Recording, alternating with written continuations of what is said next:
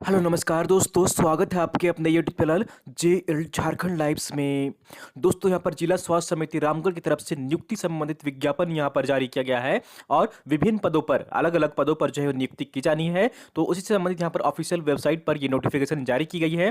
तो हम लोग यहाँ पर इस वीडियो में पूरे डिटेल्स में दोस्तों यहाँ पर देखने वाले हैं कि कौन कौन से पद के लिए यहाँ पर आवेदन मंगाए गए हैं और उसके लिए क्या योग्यता रखी गई है और कितनी सैलरी दी जाएगी और आप यहाँ पर कैसे आवेदन कर सकेंगे।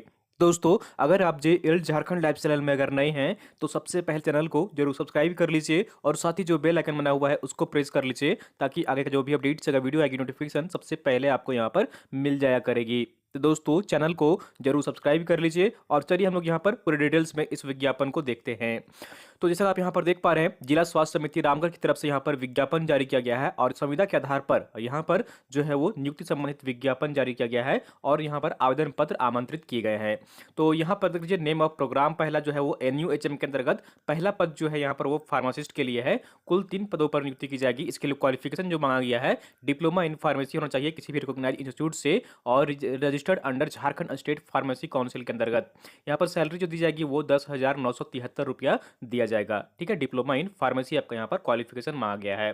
दूसरा पद जो है वो स्टाफ नर्स का है। यहाँ पर एनयूएचएम के अंतर्गत नियुक्ति की जाएगी। कुल 6 पदों पर नियुक्ति की जाएगी। इसके लिए क्वालिफिकेशन जो मांगा गया है 10+2 और intermediate with 3 years of GNM training from government recognised institute. ठीक है, 12वीं के बाद यहाँ पर आपका 3 साल का जीएनएम का यहाँ पर आपका कोर्स होना चाहिए।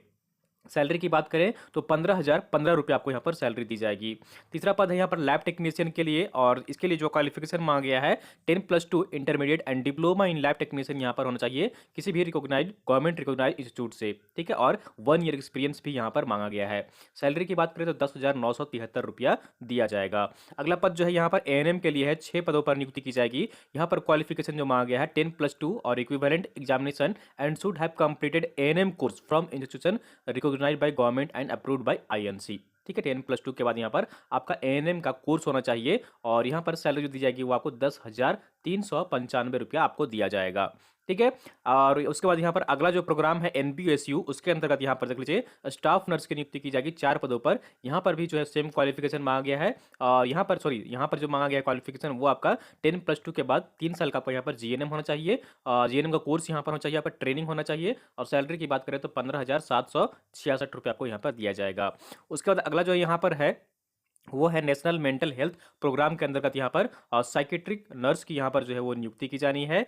तो यहाँ पर क्वालिफिकेशन जो मांगा गया है साइकेट्रिक नर्स के लिए यहाँ पर वो 1 पद पर नियुक्ति की जाएगी। क्वालिफिकेशन की बात करें तो बीएससी इन नर्सिंग और equivalent degree from institution recognised by nursing council of India and at least 2 years का एक्सपीरियंस मांगा गया है। तो बीएससी अगर नर्सिंग किए हुए हैं और 2 साल का एक्सपीरियंस है तो आप यहाँ पर आवेदन कर सकते हैं। 26,250 रुपये आपको यहाँ पर सैलरी दी जाएगी। उसके बाद यहाँ पर क्लिनिकल साइकोलॉजिस्ट के लिए यहाँ पर 1 पद पर नियुक्ति की जाएगी।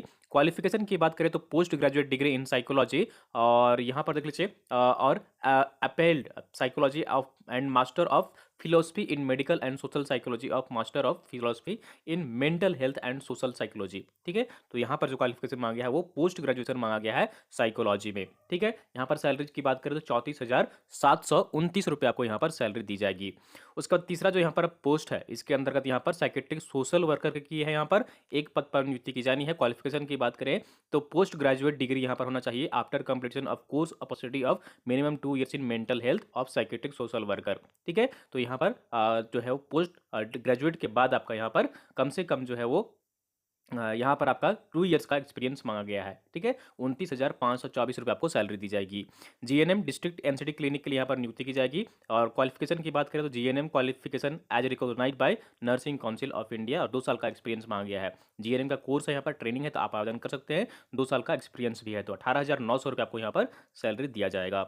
उसके बाद अगला जो यहाँ पर प्रोग्राम है वो आरएनटीसीपी है और इसके अंतर्गत यहाँ पर जो है वो पहला पद है अकाउंट ऑफिसर अकाउंटेंट के पद पर 1 सीटों पर नियुक्ति की जाएगी और यहाँ पर क्वालिफिकेशन जो मांगा गया है ग्रेजुएट इन कॉमर्स आपका यहाँ पर होना चाहिए। कॉमर्स में अगर आप यहाँ पर स्नातक हैं तो आवेदन कर सकते हैं। 2 years of experience in maintenance of accounts on double entry system in a recognised society और इंस्टीट्यूशन, किसी भी संस्था या फिर किसी भी इंस्टीट्यूट में काम करने का यहाँ पर आपका कम से कम जो है वो एक्सपीरियंस होना चाहिए। ठीक है, सैलरी की बात करें तो 11,148 रुपये आपको यहाँ पर दिया जाएगा।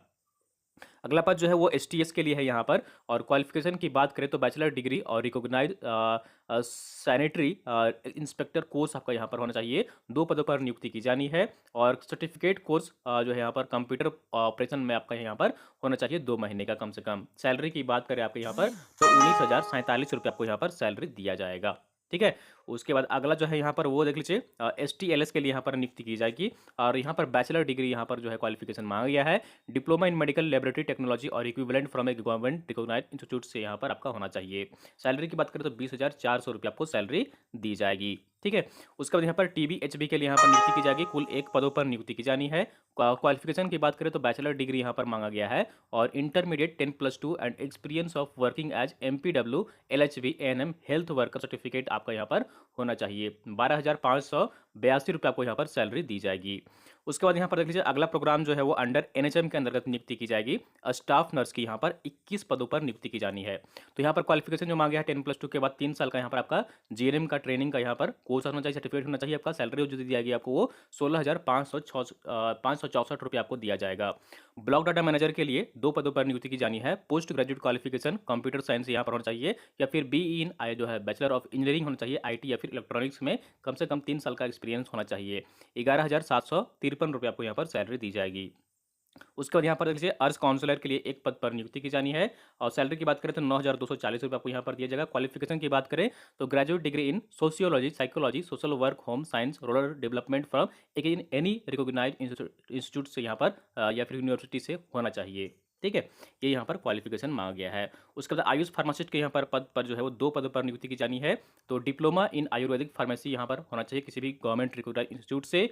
और यहाँ पर सैलरी जो दी जाएगी वो 10,000 रुपये दी जाएगी। एएनएम के यहाँ पर देख लीजिए 7 पदों पर नियुक्ति की जाएगी। क्वालिफिकेशन जो मांगा गया है 10+2। और उसके बाद यहाँ पर एएनएम का आपका यहाँ पर कोर्स होना चाहिए। सैलरी की बात करें तो 11,466 रुपये आपको यहाँ पर सैलरी दी जाएगी।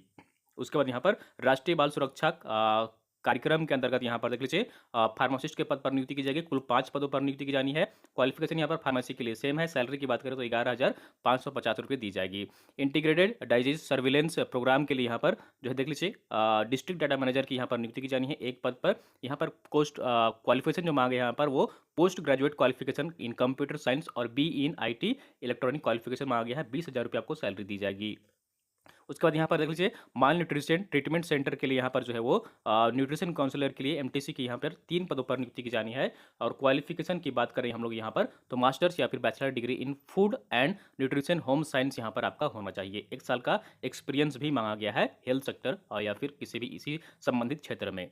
ठीक है। सैलरी की बात करें तो 12,375 रुपये आपको यहाँ पर दिया जाएगा। उसके बाद एसएनसीयू प्रोग्राम के अंतर्गत जीएनएम की नियुक्ति की जानी है 12 पदों पर। क्वालिफिकेशन की बात करें तो 10+2 और इंटरमीडिएट विद 3 ईयर्स यहाँ पर ऑफ जीएनएम क्वालिफिकेशन आपका होना चाहिए। और 2 साल का यहाँ पर एक्सपीरियंस भी मांगा गया है। 18,900 रुपये आपको यहाँ पर सैलरी दी जाएगी।